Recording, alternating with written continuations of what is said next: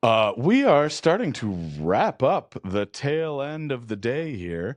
We're in the last section of Gear Show 2026 at OHD Studios. I am here with our first guest to have a prop, so points, David. David is here with FilmCube, and I would love for you to just take this away and get right into what you got in your lap, what you brought here today, and what's going on with the FilmCube, because this thing looks sweet. Thank you. It is sweet. What we did here is I'm a full-time filmmaker, and I had a problem with my mirrorless camera, and that was that it's front heavy, the battery life sucks, and there's nowhere to mount anything. So what we did is we created a product that looks like a real product. It doesn't look like a bunch of Legos, slapped together like a lot of rigs start looking Frankenstein.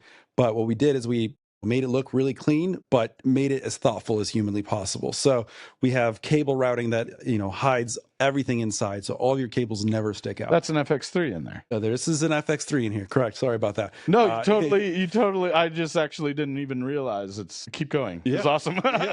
So currently it's an FX3 and FX3, but we are releasing a bunch of cameras very soon. The A7S3, the A7 IV, and 5 are the next ones up. And yeah, so we have the cables routing and everything. Everything is powered. We've got a voltage meter. We've got a power switch and a kill switch that you can leave the battery in. Don't have to unplug it because when you kill switch, you don't do any battery drain. And then it's just ergonomic. That was like my favorite thing is when people are picking it up today and feeling it. They're like, yeah, this feels really solid. This feels really good. And it's balanced, right? Look. Precisely. It's easy. It's fun to hold all day and shoot with versus, fighting that front heaviness that I was fighting with my whole career. Yeah, we will have gold mounts coming out too. But currently it's just V mount. Yeah, let's go make a movie. Yeah. You look like a movie star or and then movie filmmaker. So you developed this, right? It's like a 3D printed shell, right? Correct. Right here. Yes. With all the gadgets on here. This thing is loaded. Yeah. Right. So we wanted to make a product that a lot of times you'll have to go and buy a lot of different products from a lot of different companies to you have to buy a cage and then you buy the whatever extension you want to use and all these little things you have to buy from separate companies. We wanted to put all of it into one place. The handle extender and the grip, the NATO rail, the HDMI clamp, all that comes as one unit, and it's the screen protector. It's all one unit. The shell is 3D printed, but we did everything we could to make it really hard for you to tell that it is. I didn't know until I was picking it up right here. Yeah, you have to look really closely to even be able to tell. And then, it's just, honestly, for me, it's all the little features that really stand out. It's because when you're on set, you'll have, you need tools. So we built in a flathead and an Allen key into the FilmCube. So you have the tools everywhere you go. Every single connection point that you'll be connecting and disconnecting, all the bolts are captive so that you don't have to go and look for, it doesn't drop off in the middle of the day and you have to go and find it because we needed to take the handle off for a little bit. Everything's captive. It always stays, together. It's those small things that really make this the best product on the market. It really, and you got the bubbler, this really is kind of, the dream build for everyone that does kind of using a smaller DSLR in the cinema environment for especially as I'm an independent filmmaker myself, you kind of want to build out a rad build, and it's a little harder and clunky sometimes with out something like this. This particular, having the monitor up a side monitor is really cool because you're always going to have another monitor or something mounted. Well, now you can, so having that is really nice. And I'm surprised actually how light it is. Wanted to keep it versatile, but I think it's heavier than a DSLR, you know what I mean? But it has some beef to it. You definitely feel like it's I hate almost like a real camera.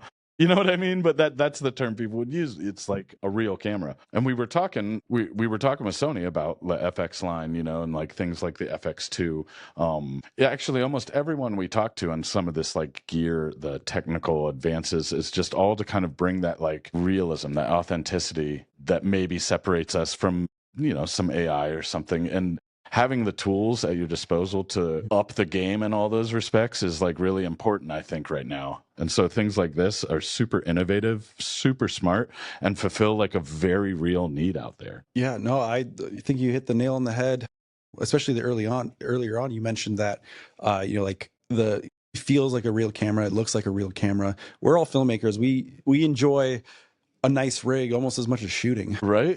There's some in the, people here that work here, Taylor Tigner, that like the build more than the shoot. it's So very yeah, Taylor. Yeah, I worked with Taylor a lot. Taylor's great, and he's, you know, and certain times he's right. It could be more exciting to build out a crazy rig that will solve the problem of the shoot day, and that's exciting because it's problem solving. It's just a different art form. something. I mean, you put this on Instagram the day before your shoot. Yeah, Look at our build. absolutely.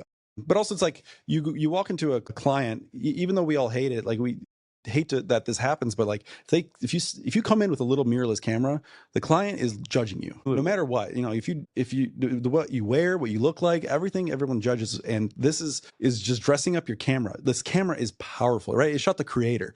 It's a $150 million Hollywood movie shot with a $4,000 camera. Insane. If people only thought of that, then great. We wouldn't need to rig out cameras and make them look bigger, which that's only one side of things. This actually does improve the workflow. It solves the problem of the day. It balances the camera so you can actually enjoy using your camera throughout the day. Because I don't know if you've ever handheld an unbalanced rig for a long shoot day. Your back starts hurting, your arms hurt, everything hurts. A balanced rig is paramount. Like anybody who does documentary handheld work, they know a balanced camera is key. Also, the tripod you can throw this on, like it makes it the tripods I have, when you put an FX3 on, for it looks weird. It definitely does. This it allows you to mount a lot of useful and important things like a Teradek and all of that kind of stuff, wireless monitoring, your monitor, your handles, your follow focuses. But then when you put this on a tripod, it actually has enough heft to it so that your fluid head works properly. That's what I was going to say. You can't, you're out kicking your coverage when you just put the regular FX3 and a lens on there. So I had that problem with my FX3 with most tripods. The minimum weight for most good tripods was over the weight, way over the weight of the actual FX3. So you needed to rig it out to make it heavier. Yeah. I mean, I don't know if this is a spoiler. I'm revealing the behind the magic, but I saw, and I wasn't part of the shoot, but you guys were in the studio shooting the demo reel. You guys had rolling with the camera in a bunch of different environments and scenarios, right? Yeah. One, it was a really cool thing. I think you guys were the first car we got to be in front of the wall, and that car shot looks awesome. But that's exactly what something like this is for, is the back of a car as a filmmaker, something that is hefty enough, but also has the weight. But then also seeing it in a desert or the Arctic, like just the ruggedness, that was cool. Now, again, I just peeked in and saw this was 10 feet away in the middle of a sandbox. So I, couldn't see it. But can you go into a little bit about the story you were trying to tell in that commercial and all the environments? Like, give a good FilmCube pitch to take us out here of what that reel you guys got going on was about. Yeah, so I actually directed that commercial. That the ad was mainly to show off that the FilmCube works in a lot of environments. It works with a lot of different kind of types of filmmakers. It's made for. We have a slogan. It's made for your workflow. It's made to improve it and to build upon it. We're not trying to reinvent the wheel here. We're just trying to improve the filmmaker's life on set. And so in the commercial, we follow the journey of someone who has a mirrorless camera, but doesn't have something to extend out the camera. And well, he's searching through this desert and he finds this relic and pulls it out of the sand. And, once he snaps it in, he's transported to a different world where he's just taken directly into the middle of the action. He's in the back of the car filming like a high-speed chase as, some police are following this car. But then in the story, he kind of gets overwhelmed and he pulls it out and he kind of transports back to the desert. He's just like, okay, so this is where I'm at. And then he's like, you know what? That is something I want to do. Because filmmaking is crazy. Once you jump into filmmaking, you'll realize how intense it can be, how insane it can be, especially once you start going into bigger and bigger productions and sets. It gets crazy fast. So that's the kind of the feel I was going for with that car scene. And then he pulls out, he's like, okay, that was crazy, but I want to do it. So he goes back in, and then you see him, doing like this high-end fashion shoot in the Arctic mountains. So, and that's kind of where it ends. Literally chilled out. Yeah, he chilled out, and the idea was from the first shot to the biggest set, like FilmCube will be there with you. No matter if you rig this. That's a great line you just said. Thank you. Say that again. From first shot to biggest set, FilmCube will power your way. Yeah, I'm not sure exactly what the slogan there is, but that was a good line though. Yeah.